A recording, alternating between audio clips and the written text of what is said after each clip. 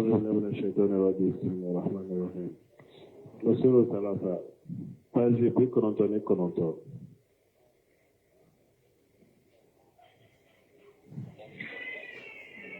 الزبر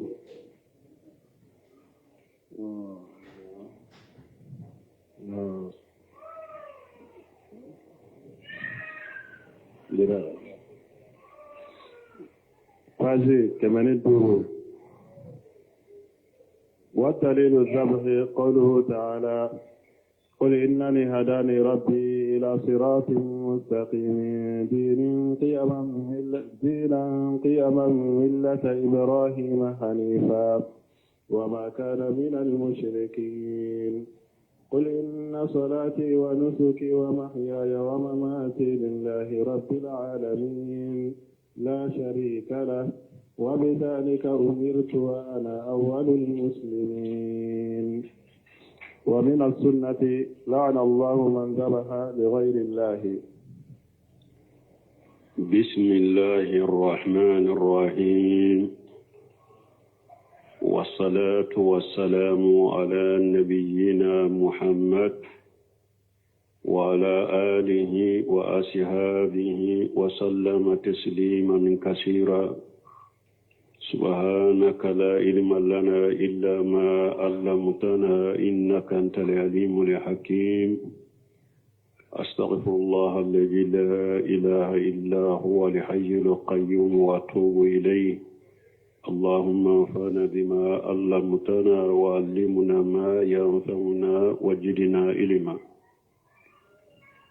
بي على مساسوي هجرية بكري أني كمناني أنيس بيناني أنيسبا شهر رجب من هجرة سانكالو ولو فلنا بيسوينيو مغاني سباناي ميلادي نصارو كجاتي بافولا أني مغاني فولا سانكالو فلنا بيسوينيو مغاني ناني ناي أمبي داودا بوغو مسجد رزاقو أمبو كونو درسوا شيخ الإسلام محمد بن عبد الوهاب أكا كتابو كونو ثلاثة أصول أمبي باتو نوني يودلا كو منو ني باتو ويه نو كركرلن دو كاكي على كلم تودي نو يو كفن وري مينتي على يفلنا فرا على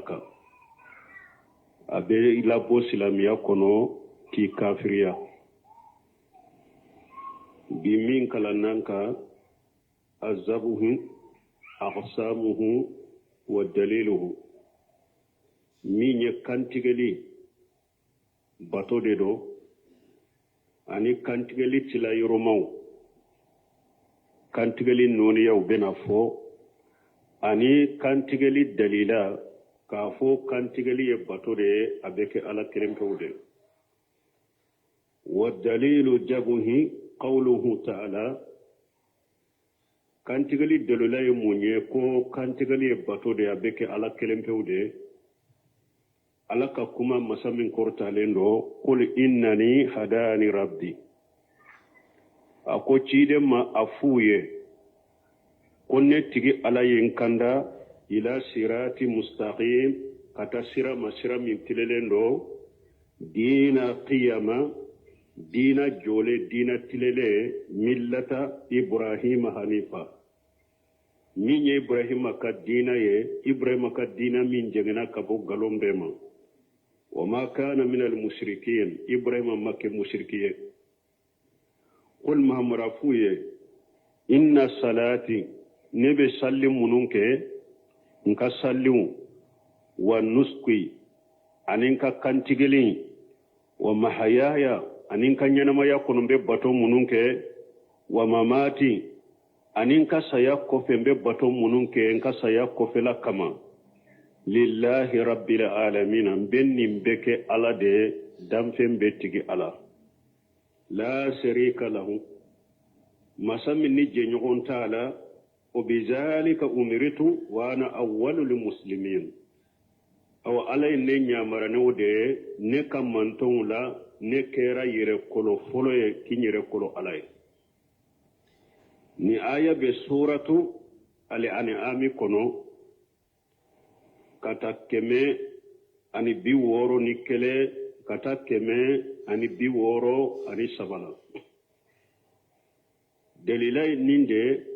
ni aya kono suratul an'am kono ko kantigeli e batoye abeke alade aya wure nana fasalli li rabbika wanihar ala ko cide masalli tigi alaye ika kansogoli ke alaye nunu ye aya wiye munun bayira ko min ye kantigeli ni kansogoli ko bato de do abeke ala kelempewde o min sunnati ciden ka sunna fana kono hadisa sahale umbe min bayira ko kantigeli beke ala kelempewde hadisa juma la'ana Allahu man zabaha li khairillah min ya hadisa Sheikh Sal Fawzan ya tige amma ko be yoroni min na kofo hadisa imbe sahih muslimu kono Ali ibn Abi Talib ka hadisa do ako ciiden ko la'ana Allahu man la'ana walidahu la'ana Allahu man jabaha li khairillah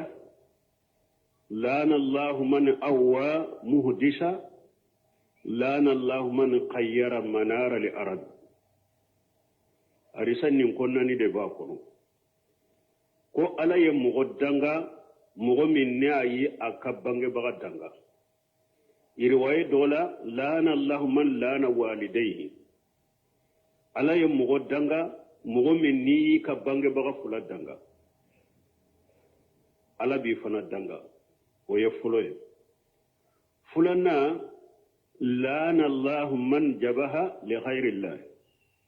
ala ye mugo danga mugo min ni ye kantigeli ke femwore minte ala ye sabana la'ana Allahu man awwa muhdisa ala ye mugo danga mugo min ye baara jugu kela deme muhdisa min ye sunyali ke n'a y'a sɔrɔ haddu be jamana kono sariya be jamana kono ni mɔgɔ min ye sunyali kɛ ou bien mɔgɔ min ye jɛnɛya kɛ ou bien mɔgɔ min n'a y'a tugu ka mɔgɔ faga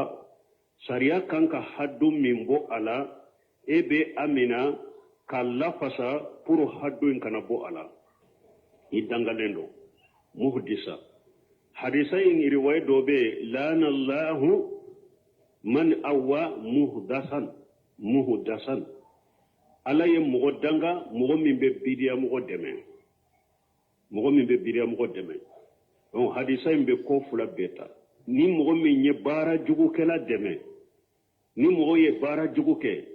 sariya min kan ka bɔ la haddu min kan ka bɔ la e ya lafasa ka deme pour haddu kana bɔ la i dangalen do bidiya mogo fana ni ye bidiya mogo fana deme i b'a tanu i b'a majamu bidiya mogo ni ɲangili min ka kan e be do ani o cɛ ka dɛmɛ i fana dangalen do hadisa in kɔnɔ hadisa in naani na la'ana Allahu man qayyara manara li aradi ala ye mɔgɔ danga mɔgɔ min n'a ye dugukolo danfaraw fale wali dugukolo e dan ye e ni mɔgɔ wɛrɛ ka dan ye min ye dugukolo la e taara tɛmɛ dan ka ta fari ta kan ka taa dan sigi yɔrɔ wɛrɛ i fana dangalen do donc ni hadisa nin ko wɔɔrɔ de b'a la o Sheikh Sal Fawzan ma ko tun ye kelen de ye a la min ye kantigɛli ye fɛn wɛrɛ ye ni mɔgɔ o mɔgɔ ye kantigɛli kɛ fɛn wɛrɛ min tɛ ala ye i dangalen do ala y'i danga ajabuhum ala arba'ati aqsam mais kantigɛli yɛrɛ a tilalen do ka taa tila yɔrɔma naani al awwal zabuhu ala wajhi takharrub wa ta'dim li ahadin ma cogoya fɔlɔ ka kantigɛli kɛ bato kan nka nin kantigɛli kɛ pour k'i yɛrɛ gɛrɛ mɔgɔ dɔ la ka bato n'a ye ou bien ka bonya n'a ye wa haja la yazuzu illa lillah subhanahu wa ta'ala nin kantigɛli sugu in filɛ nin tɛ daga foyi ye ni ala kelen pewu tɛ ni be kantigeli do ke puru nkan nin kantige fen kantige karasa puru kinyere girama naye ube nka bonyane abonyanaye nin teke foye ni ala kelem kawte li annahum min al ibadati al maliyati parce que kantigeli fule batul na fulo la madedo fala yazuzu zabhum li jinni wala li sayatin wala lil muluki wa urashai tajima lahum ate daga mogo ka kantigali ke jinnaye ate daga ka kantigali ke shetane ate daga ka kantigali ke masakewuye ate daga ka kantigali ke nyemawuye furu ku bonyanaye komi bato bonya ote daga lianna hadhihi ibadatu la tazuju illa lillahi azza wa jalla parce que ni bato minte daga foye ni ala kelempewute فالذين يذبحون للجن من أجل السلامة من شرهم مغمون بكانتغلي كي جناو يبروكا كيشي جناو تورما أو من أجل شفاء المرضى وبي مغمون بكانتغلي كي جناو يبرو يكبنا بغتو دو فراكي كما يفعله الكهان والمنجمون komi kolonon filinaw ba ke cogo min ani dolo donin telaw dolo donbagaw alladina yudda'una li ilaz munun ba wale katu yere makulu be furakeli ke wa yaquluna linnas ubafu mugawiye ijibahu kaja li ajali sifai mardakum ayen yinni fe mashina kantige puru aka banabagato ka furake akera sa foriye de ayeta nyame do kantige pour aka banabagato inka furake ube ayeta misi do kantige pour aka banabagato inka furake ube ayeta saga do kantige pour aka banabagato ka furake ube ayeta ba do kantige pour aka banabagato ka furake ube ayeta she do kantige pour banabagato ka furake ube ayeta kamiro kantige pour banabagato min bawbula ka furake ni nyefulan ka foyade ado ba fo ka faraka fana ولا تذكروا اسم الله عليه نابي كانتيغلي فين كانتيغ فنا اكنا لا تغفو على ده هذا شرك اكبر مخرج من المله ni sugube mogo bolo ni nyefulan kafoya kumba bade na ba tigilla bodina kono pew mogo ka furakeli togo ye ninde ni etara eyi cogo faye ube yi ka banabagato cogo fo ale ka kantigeli fendo de fo ko pour ka banabagato ka furake aka keneya tanin kantigeli fein kantige akantige to fana kana bismillah fo mogo benilla halala furakeli kala furakeri benilla halala mushriki de do fulan ka foya kumbaba mimba labo dina kono وهذا الذي قال الله تعالى محجرا من فعله لغير الله وننتج لمغودي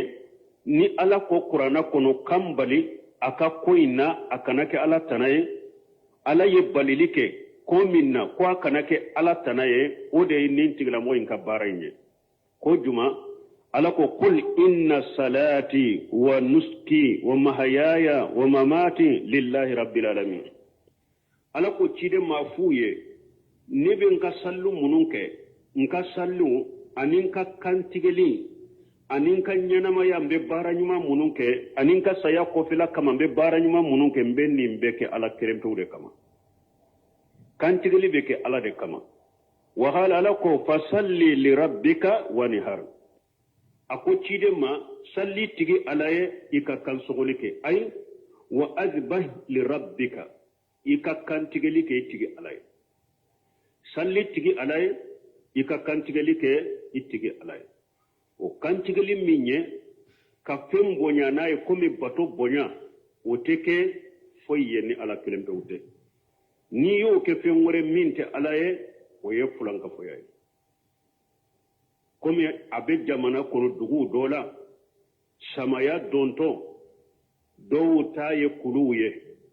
do taye iri bado de do taye kulungo do de do taye jinyeye do taye kaburu doye samaya donto abagan sugun bu bolo fo ninde ka kantige an kan ni joli de bo ka kantigeli ke nin kantigeli e fulanka foyari nin kantigeli sugu be yoro fulanka foyado imma bo ama pew ube jamana e way dugu dola ni sanji geleyara samaya nana sanli geleyara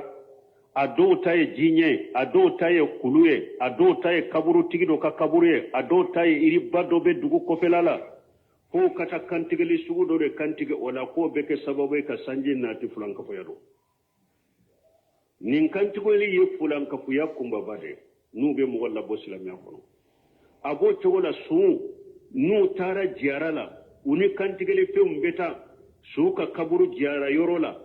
ka kantigeli ke suye su ka bonya kama ube ka kantigeli ke suye purku yere gere suuma ni kantigeli fe nye akase ka uluka ko nyanabu ye fulanka foyado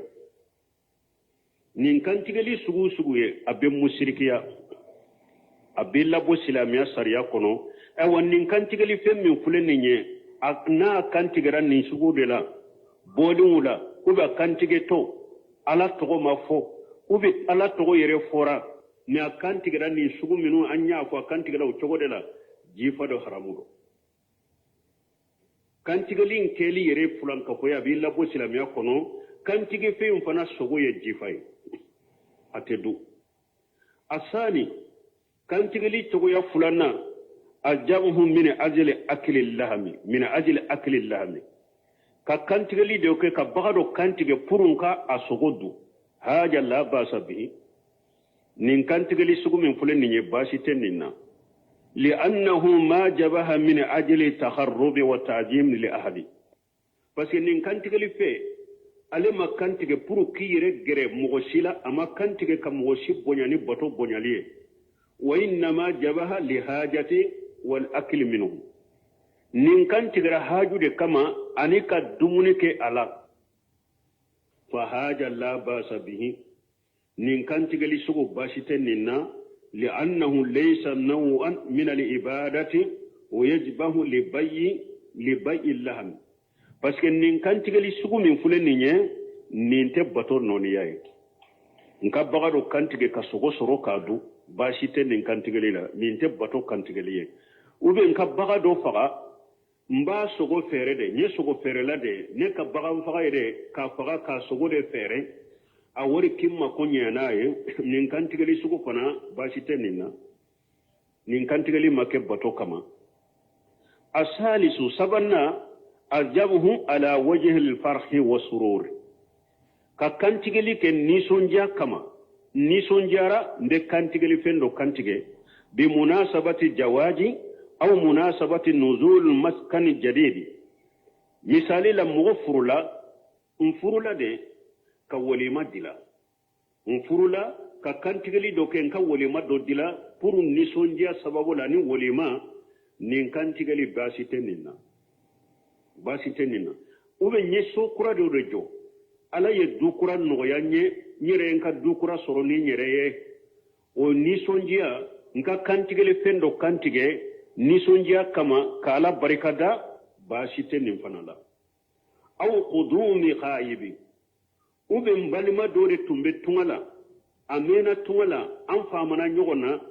anana o nisonjia nka kantigere fendo kantige o nisonja kama basite nin fanala wama asbaha dhalika ani minye nunu na nyogona we yajma'u al agharib kika bal masru fara nyogonka wayajbahu min babi ijhar li farhi wa sururi ka kantige like puru kika nisonja bange bima hasala lahu nema min niyasro haja la basa bihi nin kantigeli sugu basite ninna li annahu laysa fihi tajimu li ahadi parce que nin kantigeli mi fulininye bonyali tala ni ewa bato bonyali e mogoshiye wala takharruba li ahadi iman ninke puru ki gere mogoshima ni bato e wa inna ma huwa min babil farhi wa sururi fi sayyi hasala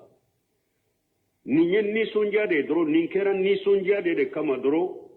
ani kin ewa nisonjia kama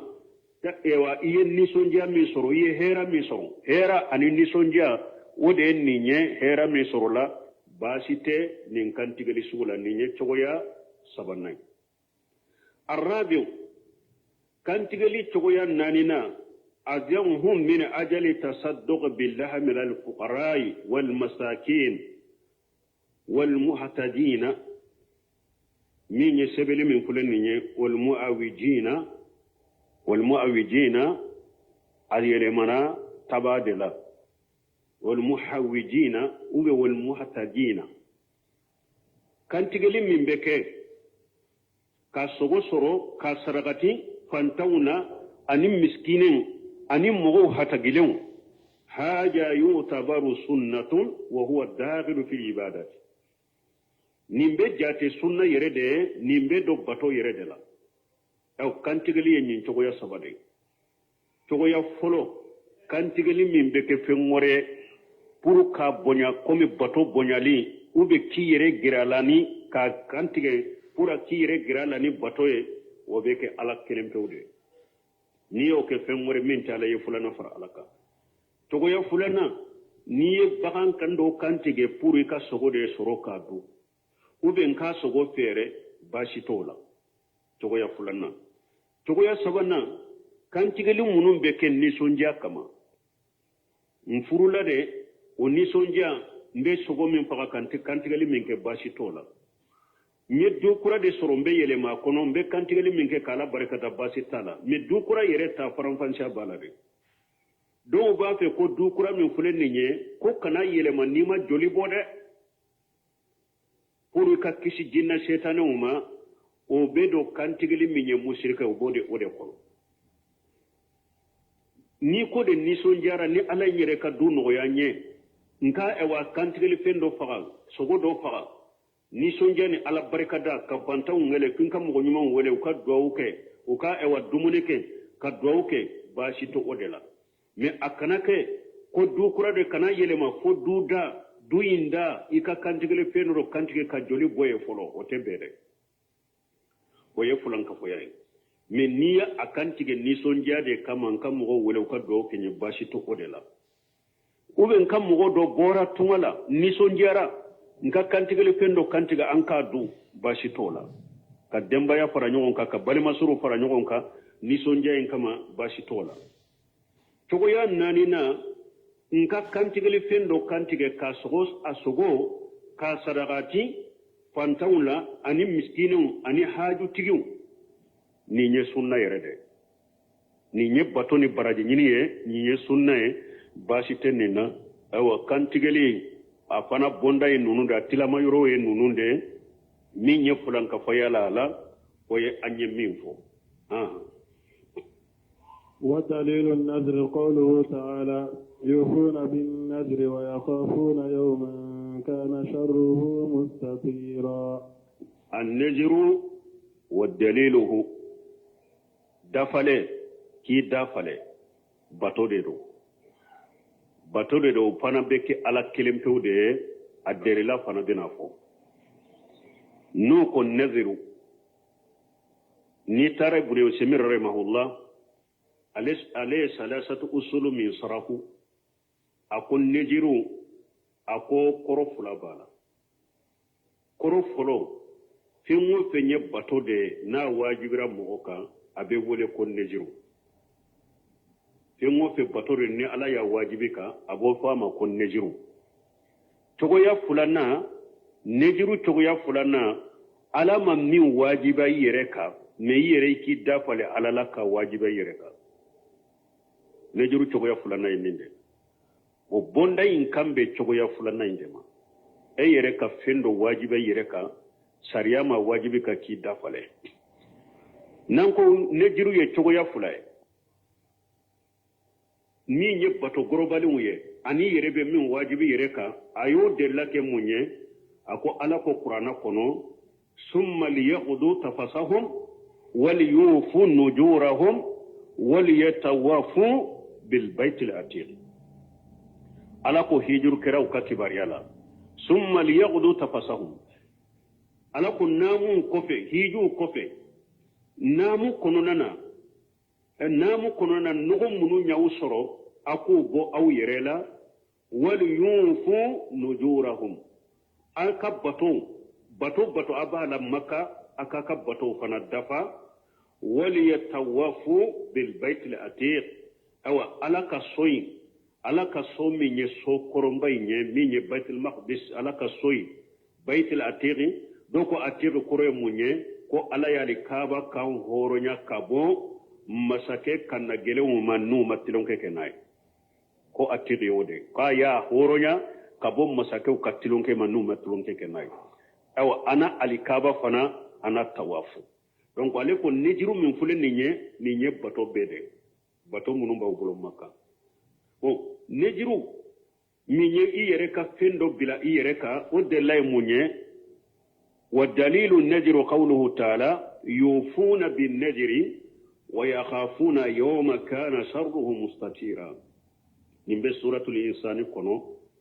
aya wodon fulana tumami alaye mo nyuma utanu aku ka jogo doye munye yufuna bin najri nu yu dafale u ka dafale few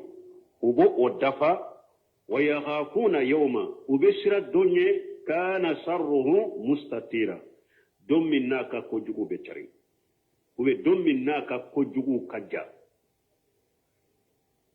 donc ni ayirana ko dafale ye batode parce que ni mo munu ñu dafale no bu ka dafale un dafa ala yutan min balmo dafale sugu min fulen ni te ma wajibi ka e yere ka wajibi yere ka ala ko ni yake ni batode do ka dafa ala yitanu aka men ni ala kutado ikanake e fi dafale nyere fana ciden ko e yere kana idam adamina kake makarahu do dorke bo yere do ko haramu do misali la e kafo nka karasa bana bagato de do ube ne yere bana min bennena ni ala ne kene ya kinka bana furake be misikele mbo saragati alay ube mbe saga saragati alay ube mbe ewa tile sabasu alay ube mbe kalo kelensu mana ni koni dafale de ni alay ne kene ya nde nim bato masina yinke kabili yere ka ni nde dafale minye ala batoye ni alay e kene ya a wajibilembe eka yi dafale ni bato minye kake bato de do kake ciren ko sallallahu alaihi wasallam man nazara an yuti Allah falyutihu wa man nazara an yashi Allah fala yashihi ciren ko ni mo min yi dafale ko be ala bato de mais ni yi dafale ko be ala sosore kana ala sosore ke bo dafale be keni ala kelem tawde bon ni mo min tara iri dola iri sudo be awfe ube kulu do be ube kulungo do be ube jinye do be ube kaburu do be kati dafale ola nin kaburu tigi masinana denko de be nela nin dafale ila ni ye ake ni ne ye den soromba to da ila ni dafale sugu ye fulanka fo yade bato de do be kala kelem tawde mais ni e tari dafale sude la ube tari dafale yiri de la ube tari dafale kulu do de la ube tari dafale jinye do de la fulanka fo yado dafale be ke ala kelem tawde bo o yere ciden ko an-nazru la yati bi ghayr inna musakhraju bihi anil baghi ciden ko dafale tese kanani heraye koy ne ala ba do bo asirafe pour ka do bo baghilu bolo sino ala tilala kala tigelaw dafale tese ka foyele malaka la tigela mugo min ni e yi dafale sa ko ni ne kene rambe misi do faga misi fagali tese ka foyele malaka la tigela ne aya sura la ya latige ko ebe kene yade itumbe ebe kene hari ni misi ko inde ni ala ya latige ko e bana inte kene yade ete kene misi inte se ka nyanabo me ciden ko ala ba adon aba awa abbe ashema pour e bagilun e ma dele ka misi saragata bada misi be boy bolo chogon e ma dele ka misi di alama bada e ba fo ni ne frakira ni ne kenera be misi saragati ala be ewa latigei ani ka dafale mbebe ala bi keneya pour misi mboli ka wajiba ika ka boy bolo parce que ye bagilu de tente tila ela pour mission ka boy bolo ci de nin fo donc nin kama i kana damina ki dafale makarudo don ke ba do yere ya do haramu kono munun fana ya do haramu kono ya do ni dalila do de ومنهم من آهد الله لئن آتانا من فضله لنصدقن ثم لنكونن من الصالحين إلى آخر الآية ألكم منافقون كجولا أكم مغو دوب منافقون لا ولوبي والله دو دي تاوني على شيء كوني على يا كفاس منتا دي نما ndeke sadaqati kelay ndeke mugo nyumaye tumami ala ya kafasa منتا دوما ewa ukera bakhiruye min kan ka bo uma bo ewa ala ye munafiqiya bulu udusukun kono fo do min ni ala be nyogon kumbe nyogonya munun ko haramu do yu kadella keni ayade uko komi lahiru fonko nyogonya min be ke sababu ka munafiqiya bili dusukun kono ko o tem makarhu yede ko ye haramu de ewa da pare be nin ko kula de nyogonje makaruhu ube haramu iyere korosi dafale ma hari alata iyere korosa mai kanake hada maden ki yere to lafiya la ko min bika ni ala ya boyka ni sonjara iyere be minke ala ibake me kana to ki dafale mugo chamanye a dafale ko labana ka geleyaka nyinin kali chayara doni ke baga udala ne yin dafale ko ni ne kelera be kalo kelende su ala ya kenkene yara min ne ye mogo de e soma de be ne la nte se ka so mba ke cogo di i yere to lafiya la kana fiyem bili ka i yere ka ala ma min bila i ka o bena ni geleya yi ma mogo ka yere to lafiya la ni ala ye hera ki ye i yere be min ke i b'a kɛ mais ni ewa ka fo dafale makaro ube haramu do ani ala ka aya min fure ye o te ɲɔgɔn wuli dɛ ni mogo munu nyake nubu a dafa ka bo asira fala ya wulude tanu mais ala ma fo mogo munu ala ma fo aye dafalenke esiko fora ya kono ala ma mogo nyamare na yow ala ma fo aye dafalenke na ya suru ala ko ya dafale ala la bo ni mogo min ko dafale makarhuye ibe se ka fo sisa ala ye nyamare ni ken minye ba fo makarhu togori ala ma mogo nyamare ni dafale nyako ala ye mogo de tanu ni mogo munu nyu dafale no ba dafa munu mbuta dafa ala ye wulu de tanu ani ala ki nyamare ki dafale o tekelenya donc dafale ye makarhu de ube haramu me ciden ko ni dafale ko be ala de bato ala bato ni dafale ko be ala soso kana ala soso de me don ke ba ko ni dafale ala soso la ikana ala soso me yala kafara balawa masila misali la eyi dafale ko wallahi eyi dafale ko fo ne ka dolo de mi ni ne ma dolo mi mbe fonka saga sadaka ni ma dolo mi fonka saga de sadaka adagare ka dolo mi wa amma daga ka dolo mi me don ke ba ko ewa saga imboli tika parce que ciden ko akot ewa dafalente ala soso dafale tala hadisa dola ni mogo min yi dafale ko ibe ala soso ikana ala soso me don ka ko ibe munke ko ibe kalili kafara ko ni ga dafale ko ibe ala soso de ikana ala soso de me ibe kalili kafara ko ambe do sarahula an-najru huwa iljamu li-insanu nafsuhu bi shay lam yaljimuhu bi asli sarri ako dafale ni munye ko hada maden yire ka fendo wajiba yire ka silamiya sariya lesri la ni ama wajiba eka masal sarakati bofule silamiya sariya ma wajibi kaw ni sungalo borala nde kalo su silamiya sariya ma wajibi kaw metile sabasu silamiya sariya ma wajibi ka me ni yire ya wajibi yire ka ninkene rambe kalo su ninkene rambe tile sabasu yere pule ka suyin wajibi yere ka sisa sariya ma wajibi ka dafalin yin ninde kana ka an yanzuru an yasuma aw yanzuru an yatasaddaqa bikaja misali la ikas ewa i dafale ko ibe su ube iki dafale ko be ni fe masina sadaqati fa yali jumhul wafa'u bi najrihi aw awajibra eka iki ka dafale ika dafa ni ala bato de do a wajibi ka ika dafa li qawli nabi sallallahu alaihi wasallam kiden ka kuma koso kisini nema baka man nazara an yuti illaha falyuti'ahu kiden ko ni mo min yi dafa le ko be ala bato de wan naziru naw'u min anwa'il ibadati awa dafa le bato kan noniya do de do la yazuju illa lillah dafa lente daga foye ni ala kilempewte faman nazara li khaburi ni mo min yi dafa le kaburu tigiye aw sanam wobe ni mo min yi dafa le boliye an ko sanamu ani wasanu ubeye boli de mi farago jumambunu nyogonje sanamu ye min dilala ka bila fenyana ma do ka sawrala ni boli monima boli dila ka do hadamaden sawrala ube ka do misi sawrala ube so sawra ka ajo iba bato uba ko ma sanamu wasanu o yede hari kulu ni ya bato wasanu do irin ewa ni ya jo iba bato hari imado sawrala sanamu do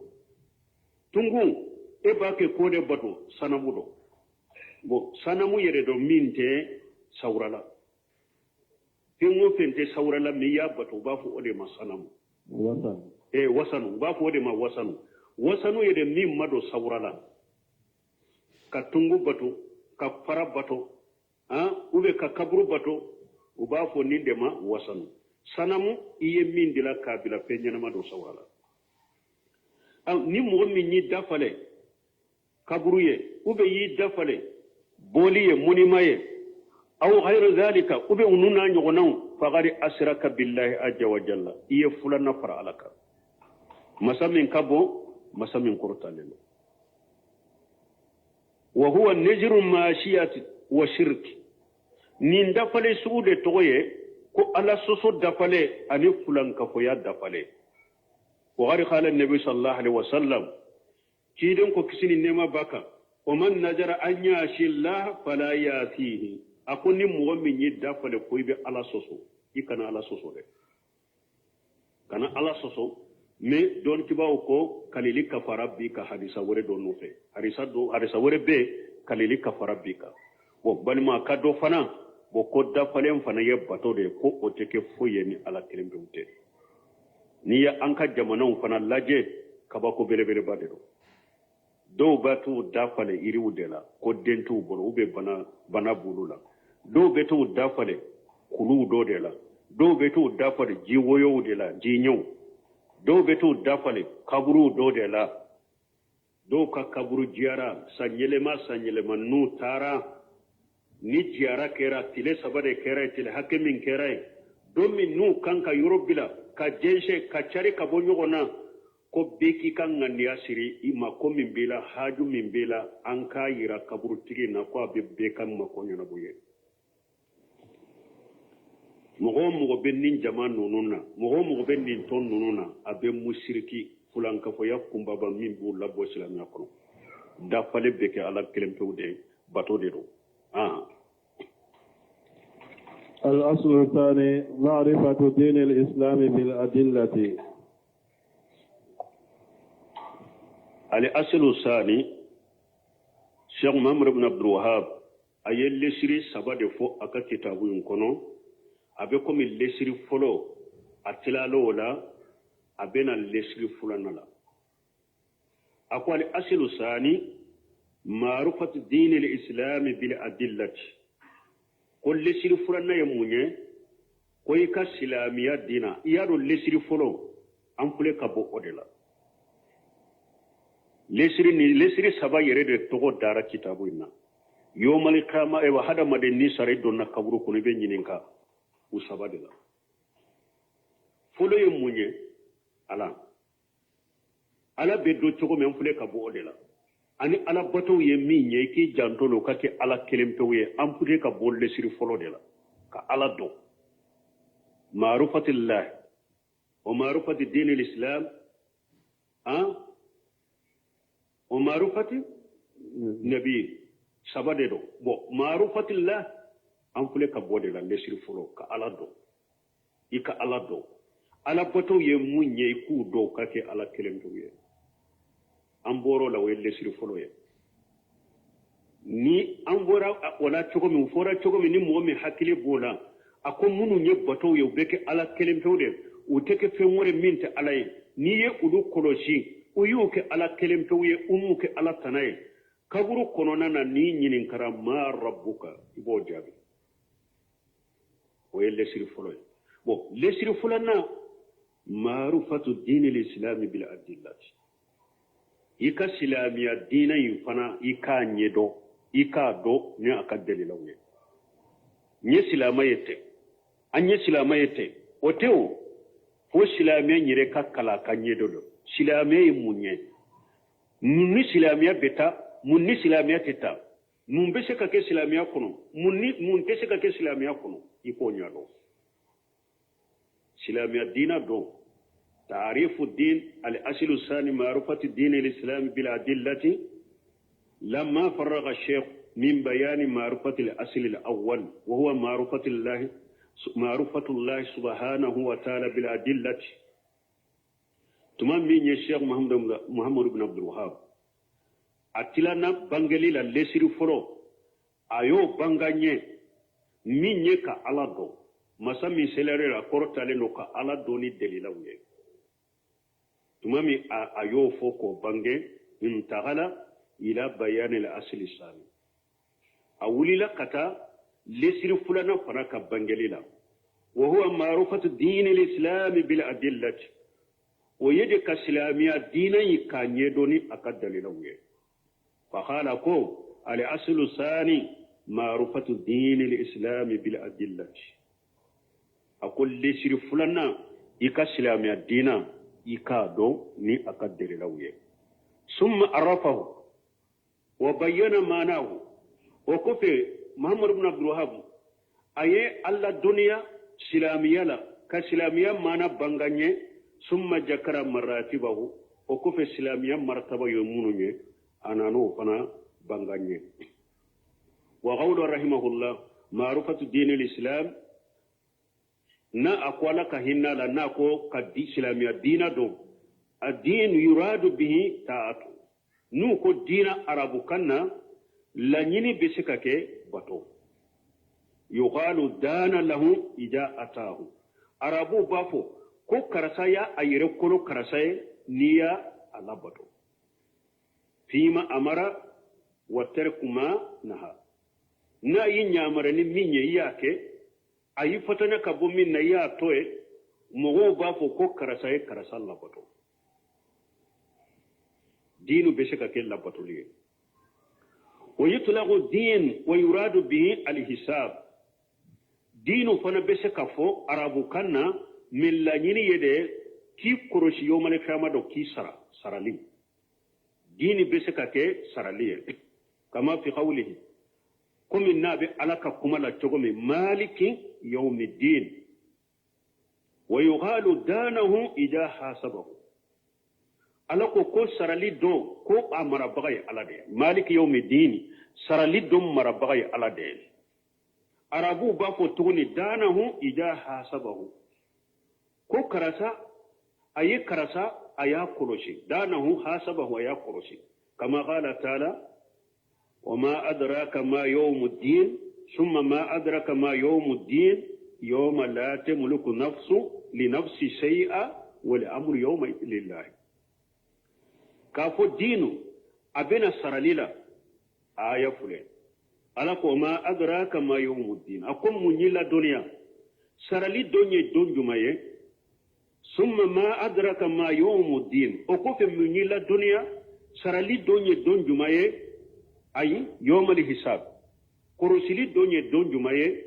yawma la tamluk nafsu li nafsi sayya domi nin teseka foyi mara inyogona niye wal amru yawma lillahi wodoko bebe ala de bolo suratul ititar ayatan kunontona donc ni ko din togo ya fuladi do dinu abena ewa silamiya bato ala bato ni ko din arabu kandola bato ka ala bato ni ko dinu arabu kanna tuguni yoro dola aya wala abeke korosili ya lagara ni qur'ana be dino tawsiri ni to ya fura de la imma anafo yoro dola akambe bato de makala bato umma anafo yoro dola la nyini de korosili qiyama qawluhu bil adillati na kuni dalilawiye ay anna ma'rifata din al-islam la takun bitaqlid ko silama dina tesekake ka hada maden no minate ebe hada madunde no fete ko silama dina teseka ko ede aw takunu bitakharrus min indil insan ube silama dina tesekake par hada maden yere kato ka fendo tigi kunna kake silama dina teseka ko ede الدين لا بد له من أدلة من الكتاب والسنة دينا نيكو دينا فو نيبي فينو فين فو وبيبي فينو فين كي دليلا دي كسوري بولو قرآن السنة لا أما الإنسان الذي لا يعرف دينه وإنما يخلد الناس من نمو مني ألي تاكا دينا دو ألي كوني بحدا مدون دي نوفتي ويكون إما أتى ما الناس إما أتى يموني كاكي مغون نوفتي نو يمين فو إبا فو نو يمين كي إبا كي نو يمين توي إبا توي وبا فو نندما إما أتى من بي مغون نوفتي سلام الدين توي كوي فهذا لا يعرف دينه وهري به أنه جاء سئل عنه في القبر أن يقول ها لا أدري أو مؤمن بني تقول عليك دينك كنو ناب منك دليلات ينو قرآن السنة لا على بين دم مغود النف التغليب أبي مغود النف تي أن ينفع كرو سروتره أن يموكو سروتره أن ينكم مغفول سروتره عليك بطو يدي درو مغود النف تي أبي أم بانك كرمغود النف أم بانك شيغود النف an bankan mabau de nofe imma atama nashi ale koni be mugo nofe telero mugo ye aka dina ke nin togo de la nin tigila mugo te dina do akaka nin tigila mugo nim malika fula ya nyine ka kaburu kono nimba fure ha ladi no ko ka dina ye munye ale te sika jabu kew parce que ama ka dina doni delila uye aka dina kono atumbe ala bato mogo de nofete atumbe ewa tegilude la dawde nofe abe jaman nofete woni mogo yi ka bato togo ke ninde ki ka dina inyara mayra nin togo de ka jinya kono ka saka imi ka silamiya nyado ni delele qur'ana ni sunna akaka ni edona kaburu kono ni malikiya fulay nyini ka ma dinuka eba ko ha la adri iba fonta do de samaytu an-nasa yaquluna shay'a faqultuhu ne yo mogume ube fendo fo mpana ya fo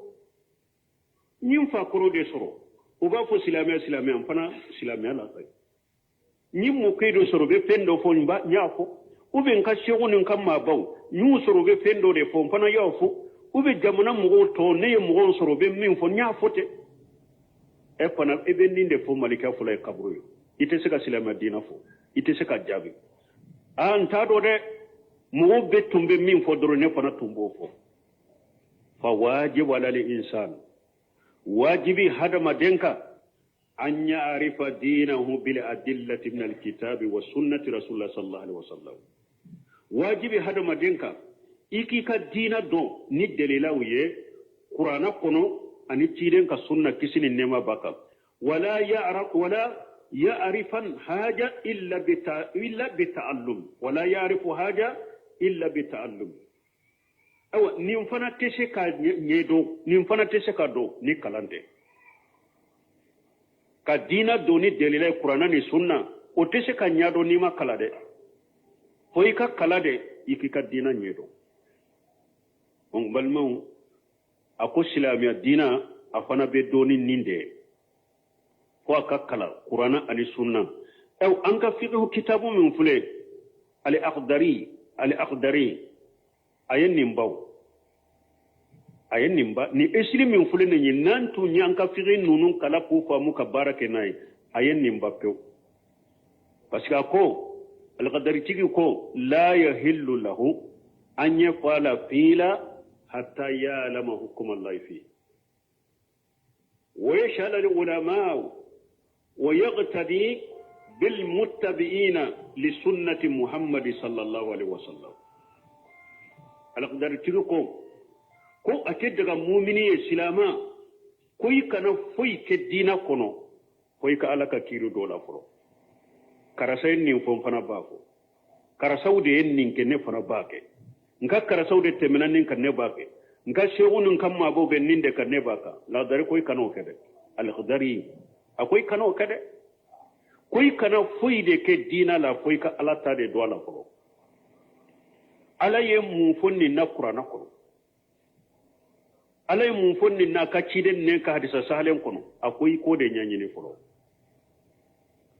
abe komi do ko ama bonni laqdar tigima al qadari do ko ama ni makala do ako waye shalal ulama ako han ni e makala ika dina kana fenke ni kunye kana fenke hada madaw no fetere don ko bawo nyilinga ala yere ko qur'ana kono fashalu ahla dhikri in kuntum la ta'lamun qur'ana kono la ko ye doni ke bagaw nyinin ka te min do ay doni ke baw nyinin ka akana barake dina la na kunya koy laqdar tigi yo defo akoy ka doni ke baw nyinin ka ewa abe ko mi do sagira ka nyinin ka ewa doni ke baga fason ka chabe iba soro doni ke baga do be ne dalen tala ube doni ke baga do be jiya mo de do ube doni ke baga do be bandi de do ube doni ke baga do be bidia mo de do ube doni ke baga do be fulan ka foya yereke e ko ne ka doni ke baga nyininka Allah der tigo ko ako ni doni ke baga fana nyininka ako kana doni ke baga be ka kuma mina ka barake na ide kana tugu doni ke baga be ko de wa yaqtadi bil muttabi'ina li sunnati Muhammad sallallahu alaihi wasallam ako ni doni ke baga fana nyininka doni ke baga munum betugo Muhammadu ka sunna ko kisini nema baka akoy ka tugo doni ke baga sugude ko al-qadari ikatugo o doni ke baga sugudo ko al-qadari sunna de ba kono me sunna kera fengirima baye jamana deunka sunna kera kuma ye dictateur kuma sunna kera kuma ye jamana kono mogo fara kuma sunna kera kuma ye jamana kono ate kuma cogodo ka kuma do ka so la qadari aba kono o yaqtadi bil muttabina li sunnati Muhammad sallallahu alaihi wasallam la qadari tigi ya be bawye koy balmo ni mo tora hada madaw no ferete ko shegu dodo ko ma bado de ko an fa koro de ko an mo ke de ni mo tora mo no fende mbalimaw ni do na kabru kono malikiya fulay nyinin ka ma dinu ko ite saka jabi de ko ka kala ika nyado de alaka kitabu kono ciren ka sunna kono ni yere makala munum be alaka kitabu do ube ciren ka sunna do ulu nyinin ka munun tugulembe ciren ka sunna ko ube ciren ka sunna ka tugulu ko fana doni ke baga bidiya mo kana tuga ko de doni ke baga mushriki kana tuga ko doni ke baga nindungo tigi kana tuga ko doni ke baga lada batola kana tuga ko de doni ke baga hadama denje nyinina kana tuga ko de tugu doni ke bawo de ko munum be tugu Muhammadu ka sunna ko sallallahu alaihi wasallam awan balmo ni lesiri min fulaya na ko ika islamiya dina do bil adilla o bawo ko ka fiqhu kitabu ko aye islamiya dina nyanyina ka do ni tede jamana mbella halamin na nye islamiya ta an nyam fa usoro islamiya an nyam ko usoro islamiya aw be islamiya fa on yewa o tew ko ika kala de alaka hakim mandama islamiya ke se ka nyaro ni makala ko iba kala de ni bi kuma fo dina ko ni be ke wala ke dina ko ake bil adilla de la ka sori bolo qur'ana de la ka sori bolo sunna de la ka sori bolo fi manhaji salafu salih ala ko no yanye subhanaka allahumma rabbana bihamdika ashhadu an la ilaha illa anta astaghfiruka wa atubu ilayk أعوذ بالله من الشيطان الرجيم بسم الله الرحمن الرحيم رسول ثلاثة page bi kononton ni kononton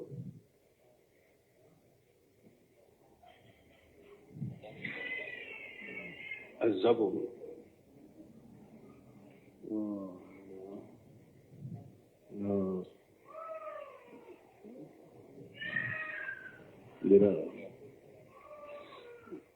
فازي كمان الدور. والدليل الذبح قوله تعالى قل إنني هداني ربي إلى صراط مستقيم دينا قيما ملة إبراهيم حنيفا وما كان من المشركين قل إن صلاتي ونسكي ومحياي ومماتي لله رب العالمين لا شريك له وبذلك أمرت وأنا أول المسلمين. ومن السنة لعن الله من ذبح لغير الله. بسم الله الرحمن الرحيم.